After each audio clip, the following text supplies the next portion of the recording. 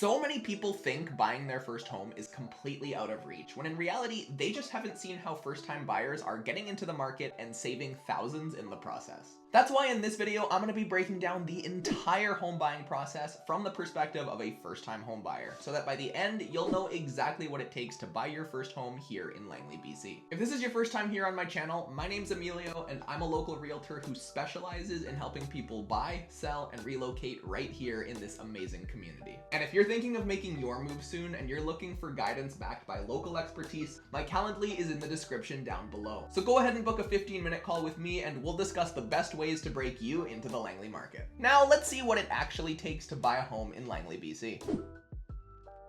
So before we can do anything, we'll need to understand how much homes are selling for right now. This is going to tell us how much we'll need for the down payment, closing costs, and anything else we'll need to complete the deal. To keep things simple, based on the most recent data I have access to, you can get into a one-bedroom condo here in Langley for an average of $425,000. Keep that price in mind because it's going to help us as we move on through the next steps. When we're thinking of buying a home, the very first thing we'll need to consider is the down payment. This is the portion of the home's price that we'll need to pay upfront out of pocket before any lender will be giving us a mortgage. Here in BC, we can figure out the cost of the required down payment by the price of the home. For homes valued under $500,000, everybody pays a clean 5% of the purchase price. So since our research told us that the average one-bedroom condo here in Langley costs $425,000, we can use that as a reference point to figure out that the 5% minimum down payment that we'll need to put up will be about $21,250. This is where, as first-time homebuyers, we have access to a really powerful tool called the First Home Savings Account. Before I continue, I will clarify that I am a realtor and not a financial advisor, so I don't claim to be providing any financial advice in this video. However, I've seen many first-time homebuyers using this tool to this advantage, and personally, I've even used it to fund my first home as well. The idea behind this tool is that any money that you deposit will be locked away and only usable towards your first home. The rate at which this money grows will depend on how you set it up, but the important thing is that it's going to grow completely tax-free, and all of it is tax deductible, meaning you'll pay less income tax in the following tax season if you fund this account well. Keep in mind that you can only deposit up to $8,000 a year into this account. So if you still have contribution room as you're approaching the end of your deal, I would recommend just topping up the account and then immediately withdrawing it to go towards the home. That way you can maximize your tax benefits at no extra cost to you. Another option a lot of people underestimate is the home buyer's plan, which allows you to borrow money directly from your RRSPs and put them towards your down payment. This is a really awesome way to make use of those benefits to go towards your first home a little earlier than retirement at 65. However we decide to come up with it, once we have those savings of $21,250, we can now look into getting pre-approved for our mortgage. Once we apply for our mortgage and get that pre-approval letter, we'll know the exact budget that we have to work with as we go out and look for properties. To get your pre-approval letter, you can either start by talking to a mortgage broker who, in exchange for a small fee, will help you look for the ideal mortgage with competitive rates, or you can just go straight to the lender if you already know who you're looking to work with. For the vast majority, I highly recommend using a mortgage broker since the insight and advice you're going to receive from them generally makes them an investment. Regardless of how you find them, your mortgage lender will look at your income, your job history, your credit score, and your existing debts to help figure out how much they're willing to lend you. Once we get that pre-approval letter, we'll have about 90 to 120 days before it expires, meaning that it's time to start actively searching for homes.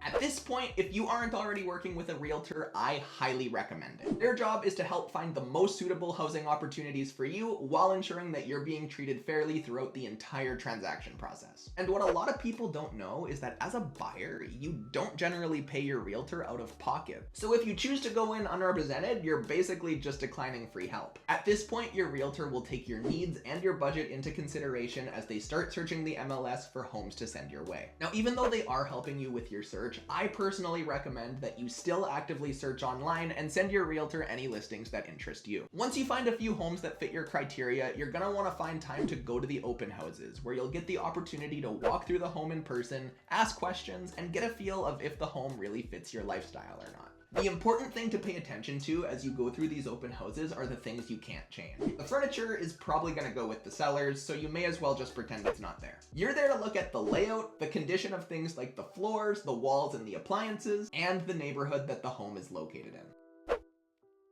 At this point, we've done our research, we've gone to the open houses, and now we feel confident enough to place our offer on this beautiful 1-bedroom condo. Now it's time to work with your realtor to come up with an offer to send to the seller. Now this offer is going to have 3 primary things on it: the price, the subjects, and the dates. The price is self-explanatory. You'll have to work with your realtor to come up with one that makes sense for this property, and just make sure that it aligns with your pre-approval so that you don't end up in hot water. Subjects are the things that you're requesting to happen before the deal can take place. If by the closing date there are still subjects on the contract that haven't been dealt with, transfer of ownership can't happen and the deal is unsuccessful. Very common subjects you'll see on an offer will include the home inspection, approval of home insurance, or even certain repairs like a new paint job or fixing a leaky roof or something like that. Finally, your offer will be specifying the subject removal date, the completion date, and the possession date. Subject removal date is the day that all of those conditions need to be crossed off. If by this date there are still existing subjects on that contract,